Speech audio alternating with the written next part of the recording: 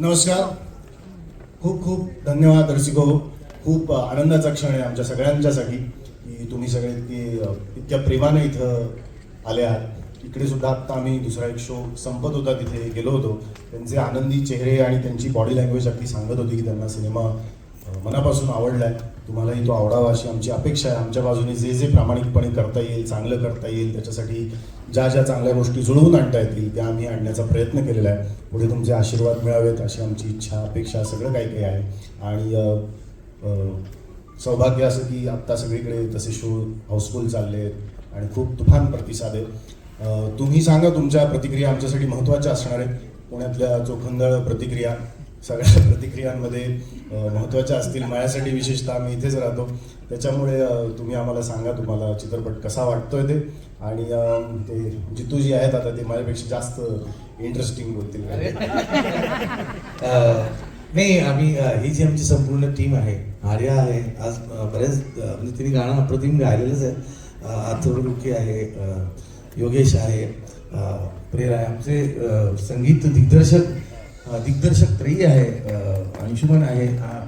हा आणि एक सांगतो तुम्हाला, हा जो माणूस आहे, मला हे आत्ता इथे आवर्जून सांगायचं आहे की माझ्या आयुष्यात सर मी पहिल्यांदा जे बतावणी नावाचा प्रकार जो पाहिला होता आमच्या गणेश मंडळात नानापेठेत झाला होता.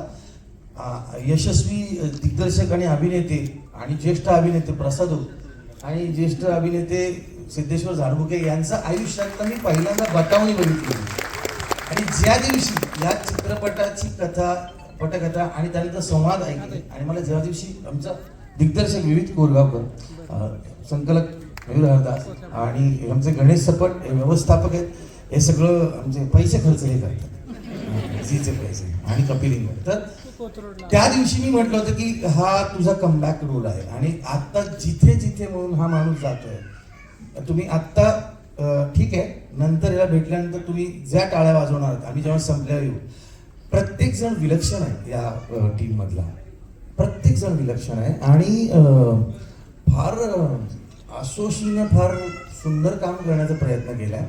हा सिनेमा तुम्हाला हसवेल, जे काही व्हायचं ते होईल. म्हणजे पुण्यात फार लवकर हसत नाही, तर इथे हसले तर म्हणजे तिथे असं होईल काहीतरी.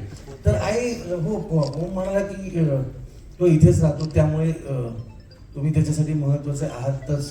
आम्ही इथे राहत नाही म्हणून पण, म्हणजे मी इथे जन्माला आलो पण आता राहत नाही म्हणून पण तुम्ही महत्वाचं. आणि पुण्यात जर चाललं तर मग ते सगळीकडे चालतं, आणि सगळीकडे चालत नसलं तरी पुण्यात जर चाललं तर ते सुपरहिट ठरतं. हा आजवरचा अनुभव आहे. आणि सगळ्यात महत्वाची गोष्ट म्हणजे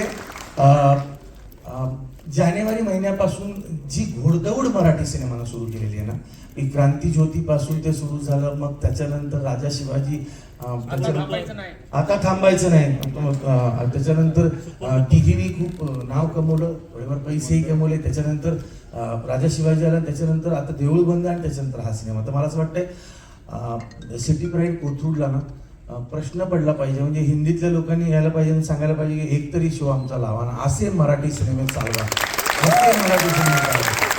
करू दे ते नेटफ्लिक्सवाल्यांना या OTT वाल्यांना की आपल्याकडे आणि आहेत मेकर्स, नवीन नवीन मुलं येत आहेत, नवीन नवीन गोष्टी करतात, नवीन नवीन संगीतकार येत आहेत. कळू देत सगळ्यांना आपल्याकडे हा अख्खं म्हणजे खरं तर देशामध्ये गाजेल असा कार्यक्रम करणारा, असा उर्दू बोलणारा आपला मराठी मुलगा, वेगवेगळ्या भूमिका करणारा आहे आमच्याकडे. पण एक ओम भूतकर आहे आमच्याकडे, पण लिहिणारा योगेश सिरसाट आहे.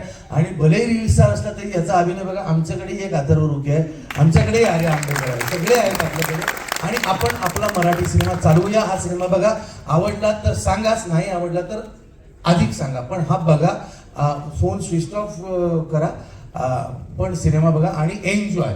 विविध कोरगावकर आमचे दिग्दर्शक, पहिला पिक्चर याच्यासाठी